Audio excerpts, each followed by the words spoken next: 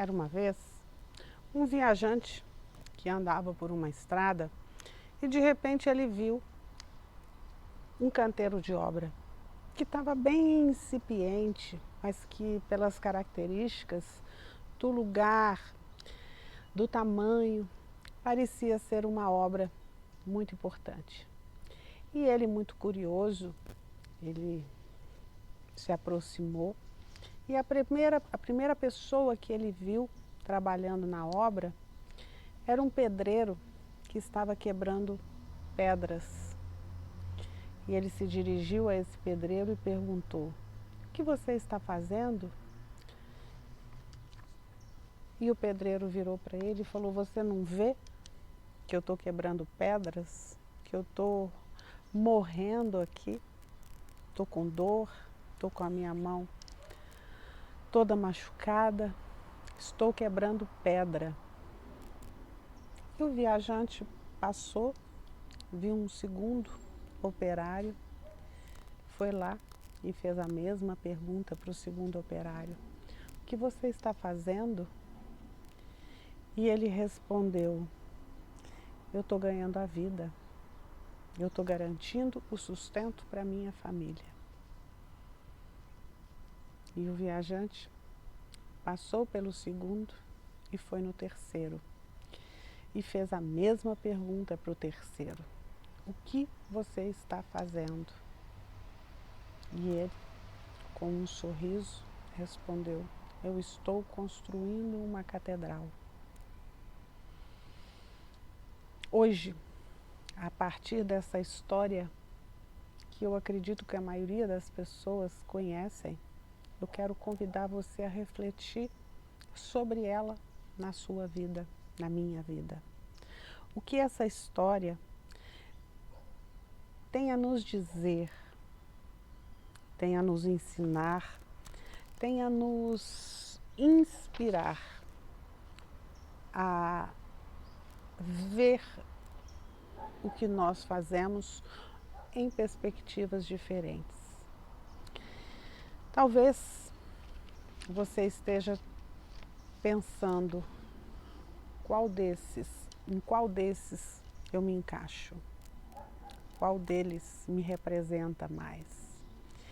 E hoje existe um número muito alto de pessoas que adoecem por conta de um trabalho que suga. E suga não pelo trabalho em si, mas suga pela forma com que ela lida com o trabalho dela. E se nós pensarmos um pouco mais, a gente vai ver que o processo de trabalho, assim como a vida, não é 100% prazeroso, não é 100% motivador. A gente tem um pouco, eu penso, desses 3 funcionários. Quando uma mãe limpa cocô da criança que está suja, não é porque ela ama mexer em cocô, não é porque ela gosta daquele cheiro, é porque ela entende que aquilo ali faz parte de um pacote de ser mãe. Um enfermeiro da mesma forma, um médico da mesma forma, um jardineiro, um engenheiro.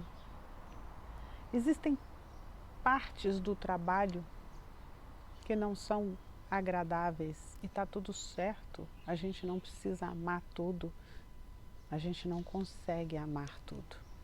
Imagina que um jardineiro está lá mexendo e de repente ele espeta a mão, aquilo não é agradável. Uma pessoa que está limpando peixe, até ela se habituar com aquele cheiro, ela acredita que não tem jeito de ser de outro jeito, até que alguém consegue arrumar uma forma de fazer aquela tarefa ficar um pouco mais leve. Sabe aquela pessoa que chega num espaço e ela está lavando vasilha com uma cara de satisfação E aí, se ela estiver varrendo, ela está varrendo com uma cara de satisfação. É isso. A gente fazer aquilo que precisa ser feito, pensando no que nós estamos construindo na nossa catedral. E uma outra reflexão é que a gente pode ser o primeiro que está ali com dor, com reclamação, com sofrimento em determinadas áreas da nossa vida. Por exemplo, quando uma pessoa se dispõe a trabalhar naquilo que ela não gosta, tudo lá fica ruim. O chefe é ruim, o lugar é ruim, o salário é ruim, o chefe, os amigos, ela não se engaja, ela não se percebe como parte de construção de nada. Mas em casa ele é como o terceiro, que sabe que ele está construindo uma família, que sabe que ele está construindo uma relação com os filhos, com a esposa. No ambiente social, talvez ele seja como o segundo, que está ali, porque precisa estar garantindo que ele tem um ciclo de amizade. Então a gente fica nessa dança. Mas o segredo e a sabedoria é saber qual parte dos 3 personagens a gente pode depositar mais tempo, a gente pode depositar mais energia. Eu sempre gosto de dizer que nós somos livres. Por mais que eu precise de dinheiro para pagar minhas contas, eu preciso ser saudável mentalmente. Eu não posso viver fazendo aquilo que eu odeio. Até porque o nosso cérebro, ele é muito poderoso e ele é muito inteligente. Quando você faz uma coisa repetindo a todo momento que você não gosta daquilo, que aquilo não é bom, que aquilo é horrível, que você não gosta, nunca aquilo vai virar um hábito. Nunca vai virar hábito. Agora, quando você entende, tudo bem, eu tenho que capinar esse jardim para que eu veja as minhas plantas saudáveis, para que eu veja florescer as mudas que eu plantei, as flores que eu plantei. Então eu tolero, eu posso fazer aquilo, porque nós temos essa capacidade de adaptação. E à medida que eu começo a entender que na hora que eu estou capinando, eu estou dando força, dando energia para as minhas plantas, aquele ato, ele começa a representar um peso menor de sacrifício. E é nisso que eu quero chamar a sua atenção. Às vezes, eu vejo pessoas falando assim, eu não gosto de ler. E pega o livro, parece que ele está pegando uma batata quente. Como é que você vai conseguir um dia gostar de livro se o tempo todo você está repetindo que você não gosta? Como é que seu cérebro vai entender que aquilo ali pode ser um hábito? Se você não gosta de fazer atividade física e vai para a academia todo dia ou vai caminhar reclamando daquilo que você está fazendo, que é chato, que cansa, que dói, tem coisa que dói mesmo, mas é bom. O resultado é bom. Então, para que a gente consiga passar de uma fase daquilo que eu não gosto para aquilo que eu tolero e depois, ok, eu já dou conta sem fazer, sem muito sacrifício, eu preciso ter a constância, eu preciso ter a prática. Então nós somos um pouco dos 3 do pedreiro que reclama, nós somos daquele que é indiferente, que só está preocupado com o dinheiro, e nós somos também, ou nós podemos ser, aquele que se engaja, aquele que sabe que naquele momento ele está quebrando pedra, naquele momento ele está carregando tijolo, mas que quando passar o tempo e aquela obra estiver finalizada, ele vai se orgulhar daquilo que ele fez. Ele vai se ver naquela obra. E esse talvez seja o nosso maior desafio na vida hoje. Por quê? Porque o mundo está muito fragmentado.